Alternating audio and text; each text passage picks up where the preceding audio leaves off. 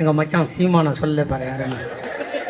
எனக்கு பொழுது போலன்னா அவன் பேச்சு தான் கேட்பேன். ஆமா, வீட்டுக்கு பின்னாடி தக்காளி செடி 4 வச்சுன்னா நீ சாஸ் கம்பெனி ஓனர் ஆயிடலாம் சொன்னாங்க.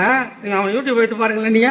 ஆமா, நீ பச்சை மிளகா செடி வச்சுன்னா சில்லி சாஸ் கம்பெனி ஓனர். இதை விட கூத்துனா அவன் உட்காந்துருந்தானா இந்த கராத்தே போட்டி நடக்கும்போது யாரோ உள்ள கூட்டு விட்டாங்களாம் அவனை. அவன் ஓடி ஓடி ஓடி ஓடி ஓனா எல்லாம் பார்த்து சிரிச்சானா. இவன் பயந்து ஓடுறான்னு. ஆனா அவன் பயந்து ஓடலையா, அவன் டயர்ட் ஆகட்டும்னு இருந்து பிளாக் பெல்ட் வாங்கினவன் பச்சை பெல்ட் வாங்கின ஒரே அடி எல்லாம் வந்துட்டான்.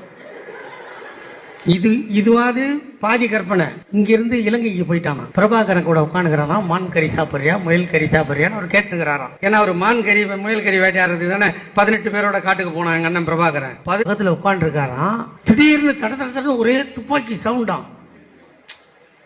ராணுவம் வந்து சுடுதான். அதுல இருக்கிற விடுதலை புலி சார் ஒரே ஒரு செல்பின்னு உங்கள்கிட்ட கேட்டாங்களாம். டேய்